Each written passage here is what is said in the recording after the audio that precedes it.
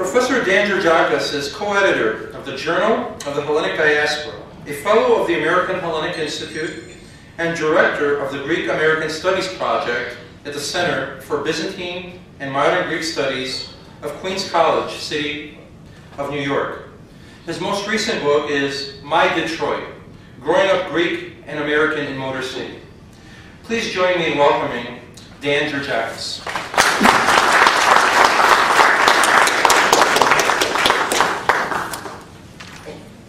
Thank you very much for coming out on a rainy day. It's always great to be in Chicago. And I know I'm in a Greek meeting when a poem introduces the events.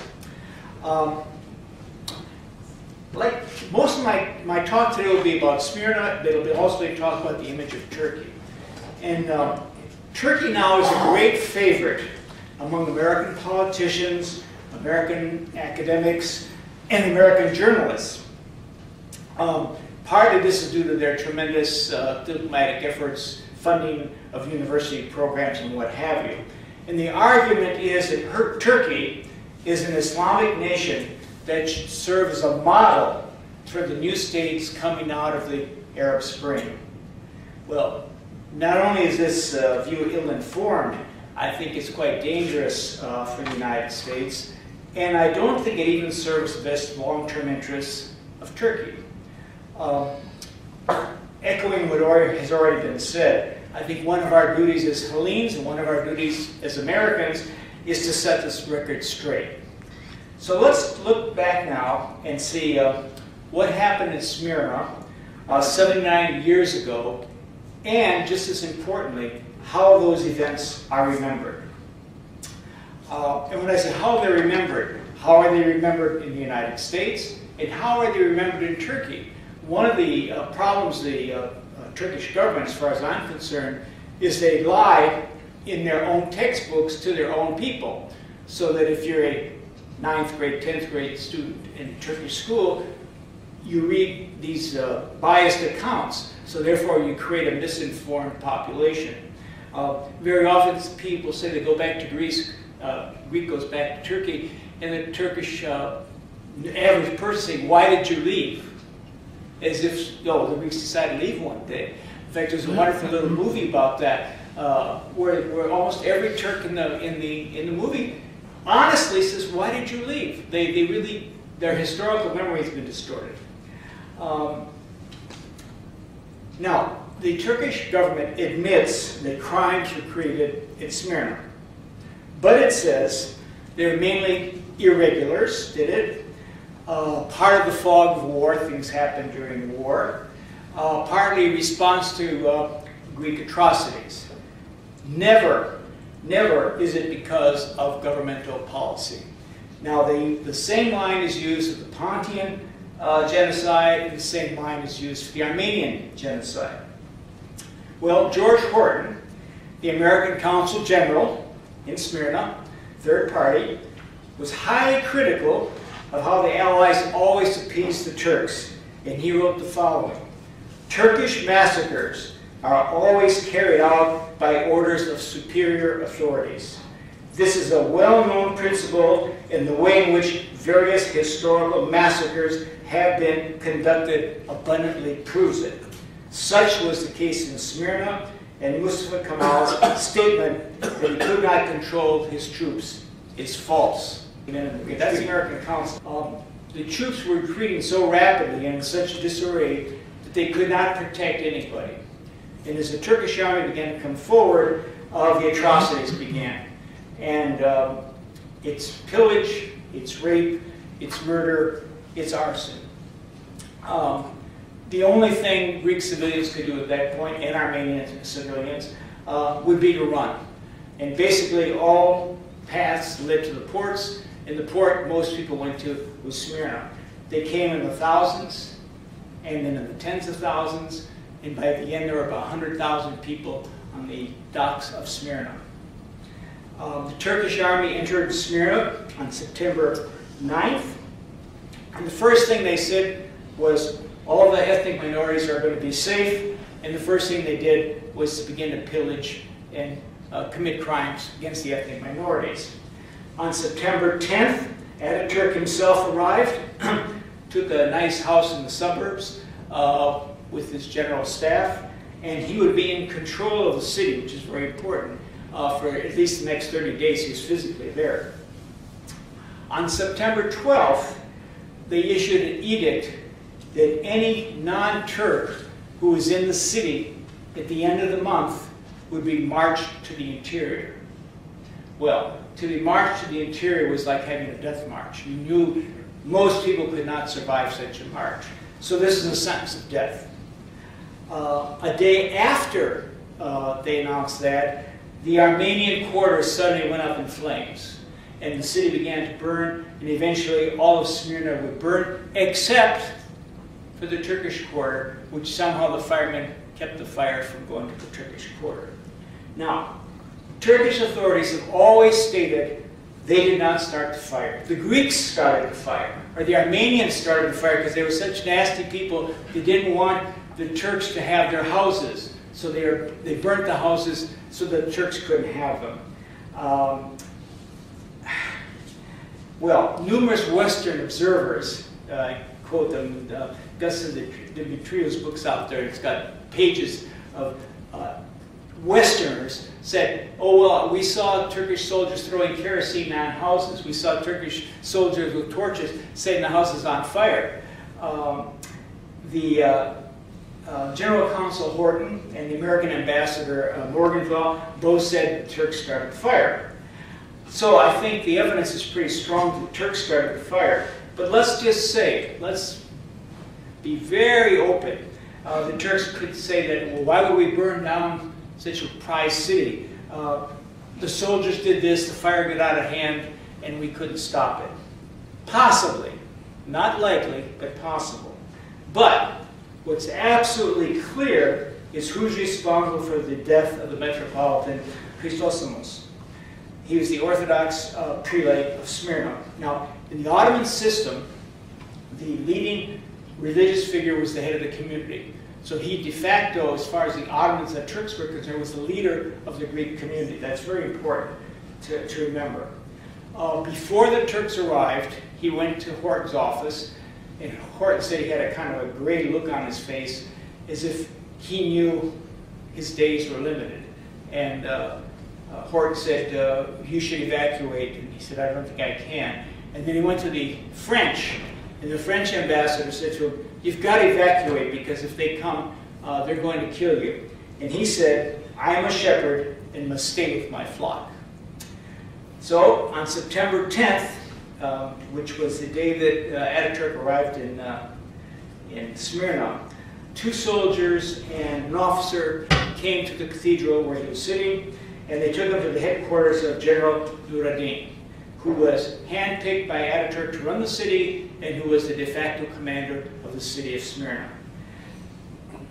The Metropolitan went. He was dubious of what would happen. He said, well, maybe they want to discuss the future of the Greek community in Smyrna. After all, this is the military commander. He'll tell me what I'm supposed to tell the people.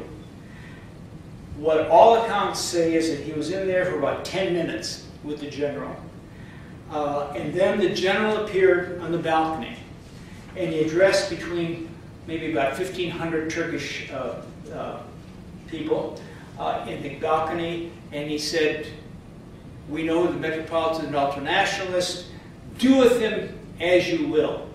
And they let the Metropolitan out, and the crowd pounced upon him and literally tore him apart, gouged out his eyes, did his all kinds of horrendous things. So the general in charge of the city had given his approval, and the army did not intervene. So this is an example where the Turkish government was responsible for the murder of the leader of the Greek community. No regular troops, no fog of war, no maybe something else. Very clear cut. Now, the martyrdom of the Metropolitan exposes something about the official slogan of Turkey. The Kemal movement said, Turkey for the Turks. But what does that mean? Turkey for the Turks could mean foreign troops off our soil so that local residents can run themselves. But Turkey for the Turks meant something else. Turkey for the Turks, as we see from what happens, means Turkey for the Islamic ethnic group called Turks. No one else is included. Someone wants some questions about Jews later on, but generally speaking, Christians were not going to be included in that Turkey for the Turks, and that's why the Metropolitan had to be killed. Now, even before the troops arrived in Smyrna, the European communities had withdrawn their people. French, British, etc. had all been evacuated on their ships just in case something goes wrong. The Greek military had been evacuated by the Greek Navy, and the Greek government had been evacuated by the Greek Navy. So who was left with the citizens of Smyrna? From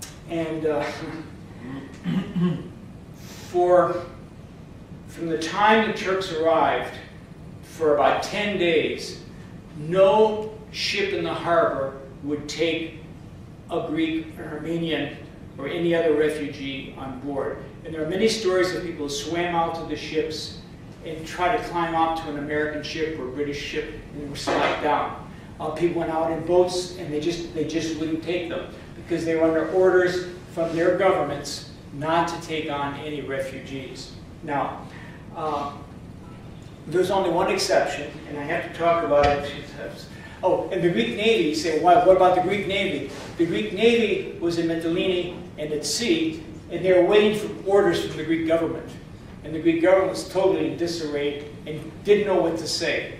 So you had all these people on the docks of Smyrna, the whole population of Smyrna, and nobody willing to take them out. And the Turks had now said, you got to be out of here by the end of the month. One exception, and as I say, I got to talk about this one exception because it's very personal, was the Japanese cargo ship.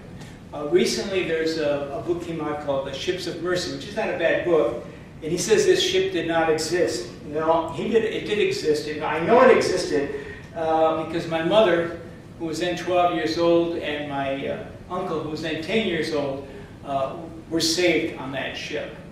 And their stories kind of, it's atypical because of the Japanese ship, but otherwise it's quite typical. My grandfather had already gone to North America. My grandmother had died, so my mother and uncle were living in the village, and they were being taken care of by their relatives, and my grandfather was sending money to them. When the Turks began to advance on the city, somehow the children got separated from the relatives.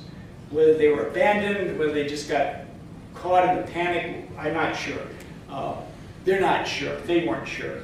But they had to walk themselves. This 12-year-old, 10-year-old walked all the way to Smyrna, arrived at Smyrna, by sheer luck, were picked up by a human rights organization. And the human rights organization said, well, these are young, little kids, let's put them on that boat, and they took it out to the harbor where the Japanese officer was. Now, the Japanese ship was not a warship. It was a cargo ship. And according to all accounts, he dumped his cargo to take on human beings. And he saved, I forget the exact number, I have it written down, I should put it in the speech, but he saved quite a few people. And he took them to Piraeus, and they were landed there, and then they ended up in a camp in Volos, and my mother eventually made her way to North America. But this captain was the only one that did it. I think there was one other Italian boat where they said that somebody had bribed them with 5,000, I don't know if it's drachmas or pounds, and he took on some people. But the other ships didn't take any people on.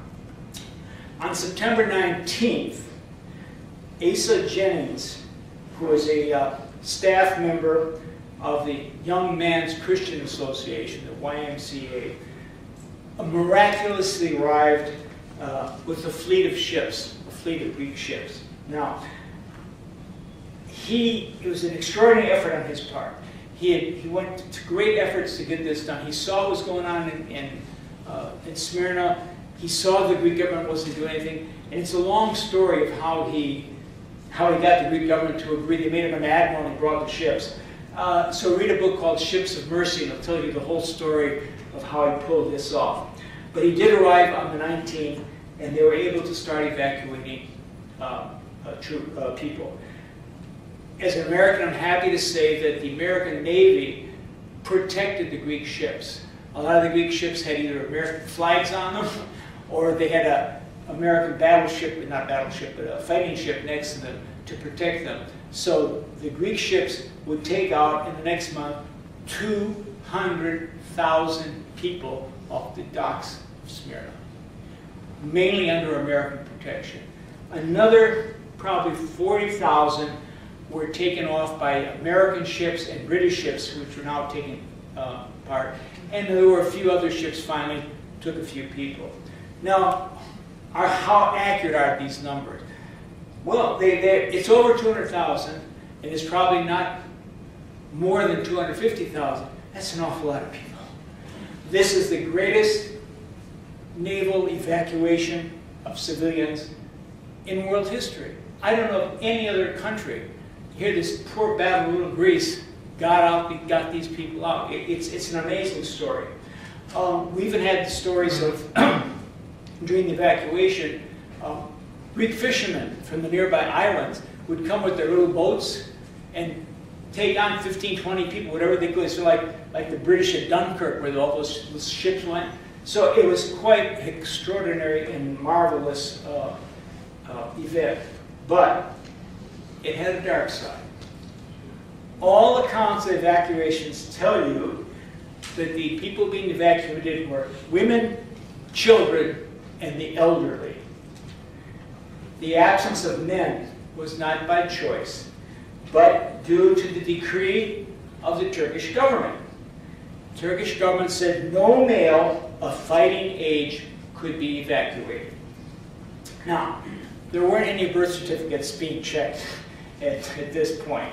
So if you were robust, you could be a 15-year-old. You could be a 14-year-old. If you were big and husky, you were a fighting age. You could be in your 50s. And if you were a fighting age, you didn't get on the boats. So basically, practically all able-bodied men were refused to get on the boats.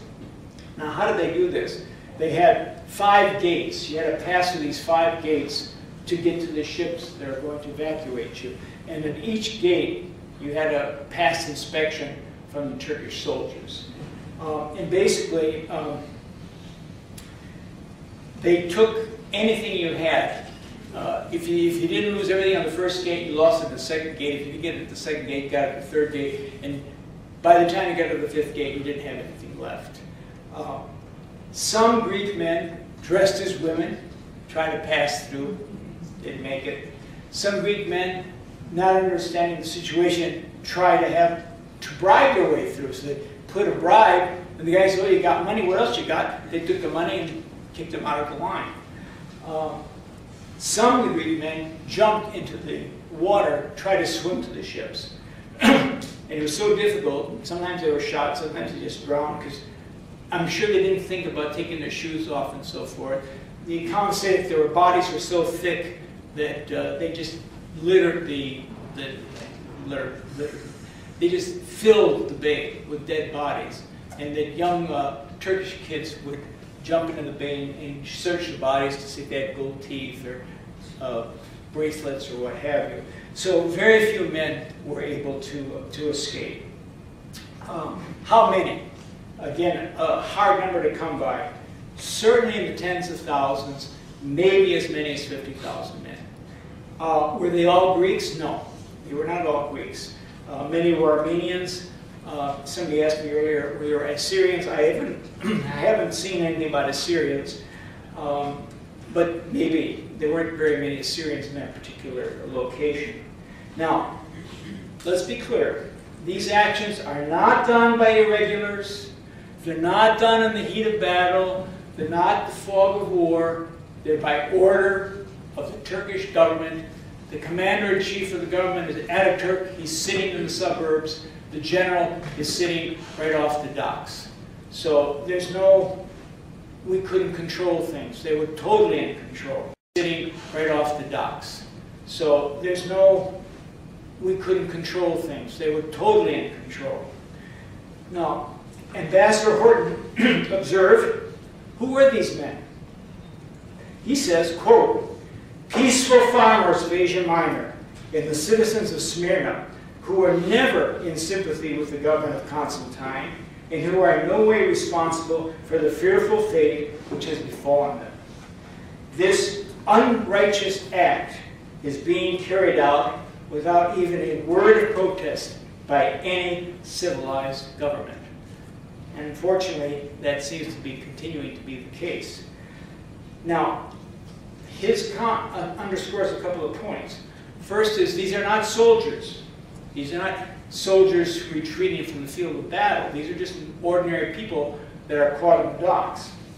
He further points out they're not even monarchists. I mean, not that monarchists is bad, but they weren't particularly supporters of the attack to the interior, to that from voting patterns and so forth.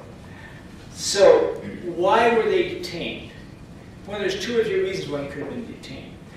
One reason was that Ataturk could have feared that in the future these people were going to gather in Greece and come back and try to take back their city. Not that likely, but you know, we had the Bay of Pigs with the Cubans, let's say, so they had that fear, which might be somewhat legitimate. They needed prisoners to exchange if there was going to be an exchange of prisoners with the Greek army, which had a lot of Turkish prisoners. But I think that what really was going on is they were stripping families of their males. Okay, they were sending them penniless to Greece. Those families would be a tremendous burden on Greece for the next 10 to 20 years.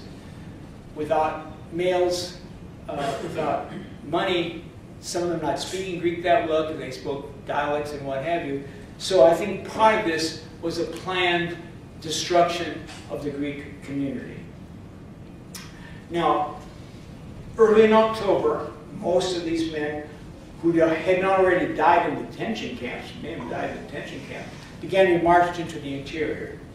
And at least one column I read of 5,000, they said only about 500 reached the final destination. And when it came time for the final exchange of prisoners, which was finally made, only about 100 people were able to make the exchange. That's our one column. And I think that's pretty typical. What would happen after the Treaty of Lausanne, the Greek and Turkish governments decided to exchange all prisoners, and so some men were able to be released then. But tens of thousands of Greek and Armenian men were killed in Smyrna in October by the Turkish government. And again, I just want to emphasize this, under the command of Ataturk, not some irregular, not some crazy guy in the mountains. Now, the subsequent history of the Turks has followed the course that they set in 1922, and even earlier with the genocidal attacks about the Pontians, the Assyrians, and the Armenians. There were 2 major assaults on the Greek population engineered by the Turkish government in the 1950s and the 1960s. In 1974, the Turks occupied half of Cyprus and drove out all the Christians from their zone. In Turkey, there are numerous laws aimed against non-Muslim citizens, dealing with taxation, dealing with military service, etc. And the Greek Orthodox Church has been under constant assault in Turkey. And I would say that within the last 10 years, it got worse. It got worse. It's got to the point now where it is very, not likely, but many people have said the patriarch now sitting in Constantinople may be the last one to sit in Constantinople. So this continual harassment of Christians has been quite effective. In the Treaty of Lausanne, I think I skipped past that. In 1923, the Treaty of Lausanne, the Turks and the Greeks decided to exchange the last of their population. And somewhere between 1 million and 1.5 million Greeks were expelled from Asia Minor, and about 500,000 Turks were expelled from Greece. So it was ethnic cleansing on both sides. Venizelos was not the prime minister, but he negotiated the treaty, and he basically said, a lot of this exchange has already been done, let's just formalize it, because anybody who's left behind is going to be killed. The only people left behind were 270,000 Greeks in Constantinople. And the Turks wanted them to stay, because they were running most of the city. And if they lost the Greek population in Constantinople, the city would probably collapse. So they insisted that the Greeks stay. And there were about 130,000 Turks were allowed to remain in Greece in Thrace. And what's interesting is what's happened to those two populations. In 1923, in Constantinople, there were 270,000 Greeks. In 1911, there are 1,742 as of last month, and most of them are aged. In Thrace, where there was 130 Turks, there are still a goodly number of Turks, about the same number, and they elect members to the Greek parliament, and they do have some local government offices. Now, we can't and should not hold the present Turkish population responsible for actions that their grandparents or parents did, or even more recent actions. We can, however, hold the Turkish government responsible for its deceitful accounts of these events in its educational textbooks it creates for its schools and its universities. Worst of all, we can hold the Turkish government responsible for its attack on Turks who want to tell the truth. Many Turkish intellectuals, as a group, are not a bad group. They want to get this page cleaned, and the Turkish government doesn't allow them to do it. A Nobel laureate, my goodness, one of the highest prizes in the world, was threatened with jail for what he wrote about the Armenian massacres. Others have been jailed, and a few have actually been murdered. So we can hold the Turkish government responsible for that. And I think we have to hold the Turkish government responsible for its continual denial in every international forum of the Pontian genocide, expulsion of the Assyrians, the Smyrna catastrophe, the Armenian genocide. They just deny it. They come with these excuses as irregulars and what have you. And I would say this, Turkey would do well to follow the example of the United States. Generally speaking, to be practical and honest, every nation does things it shouldn't do when it's being formed. The United States was no exception. The United States had a quasi-genocide against Native Americans. What strikes me also with the Native American quasi-genocide, I say quasi because it didn't quite give it to everybody, is they had death marches. I don't know many people know that, but in many Native American tribes that were located in North Carolina, Georgia, so were forced to walk to Oklahoma. And by the time they reached Oklahoma, most of them were dead and gone. Once they got to Oklahoma, they couldn't speak their own languages. In many cases, they weren't allowed to dress in native garbs. Well, this is not pleasant, but the United States has admitted this. If you get a textbook from an elementary school, they will talk about that. If you go to a university class, they'll talk about it. So this doesn't excuse the past, and it may not make all the descendants feel that wonderful, but it allows you to go forward. It allows you to go forward.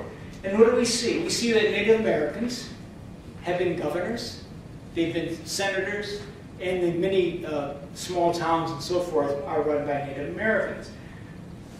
If we talk about African Americans, an even bigger problem, which is continuous, all things said and done, there is a black seat on the Supreme Court. 80% of all the generals in the American Army, 8% are black. And yes, a black man whose father was not a Christian sits in the White House. Well, can you imagine a Greek, an Armenian, or an Assyrian holding comparable positions in Turkey? No, because they cannot go forward culturally because they continue to lie.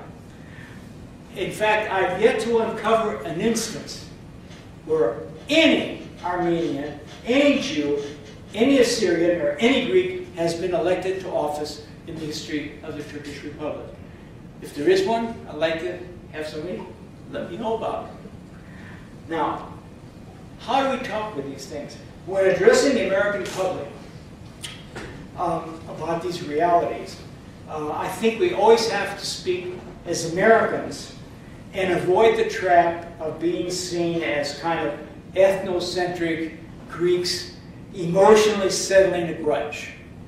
We want to avoid that. In fact, I believe that the Turks would like us that way. They would like to have this emotional, I am a Greek and I'm here to tell you such and such. That's exactly the wrong tactic to take. And you have to realize how, I use the word ignorant, most of the American public is about these events. Ignorant without knowledge. There's recently a fairly good spy book by Alan First, who had a very pro-Greek character, and they're talking about the Turks. He says, well, you know, we've been fighting the Turks since Troy. No, we haven't. There are no Turks at Troy. You know, the Turks didn't arrive until the 11th or 12th century in Asia Minor. But see, this writer who's pro-Greek, I mean, this character is pro-Greek, doesn't know that. He's ignorant. The publisher who read the manuscript doesn't know that. The reviewers who review the book don't know that. So we have to avoid being thought of as these crazy Greeks that are always fighting with the Turks since the beginning of time.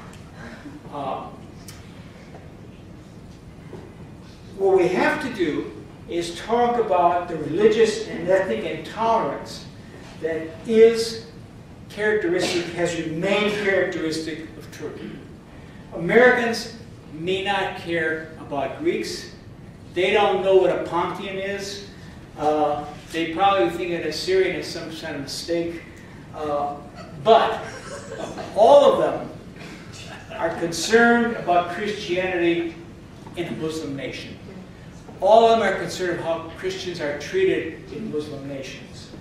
So two characteristics of the American system is the equality of all all citizens before the law, and separation of church and state with toleration of all faiths. That's what we have to talk about. Now, Elizabeth Perdomo of Boston University, who's the vice chair of the U.S. Commission on International Religious Freedom, last week said the following about the Turkish government. Turkey is a highly sophisticated, authoritarian state, speaking the language of democracy, but not behaving like a democracy. And that's the point we have to ram home. Now, what do we want from Turkey? After all, they're the main players, aren't they? Formal apologies never mean much to me. I think it's not very, Greeks don't care about apologies too much. What I want to see them is do something. And I think that if they don't do something, if they don't make certain reforms, then any apology they might make, which they're not going to make anyhow, is meaningless. What do we want them to do, and what must they do? They must cease their denial of the past. They must cease this in various international forums, and they have to stop misinforming their own people, miseducating their own people, and attacking their own intellectuals. Reform means that they're going to have to stop the persecution of the Orthodox Church and other Christian entities in Turkey. If they don't do that, Turkey can never achieve the status in the world that it wants. If they don't do that, Turkey cannot be a dependable ally of the United States. And if Turks do not do that, Greece and Turkey can never have an honorable reconciliation.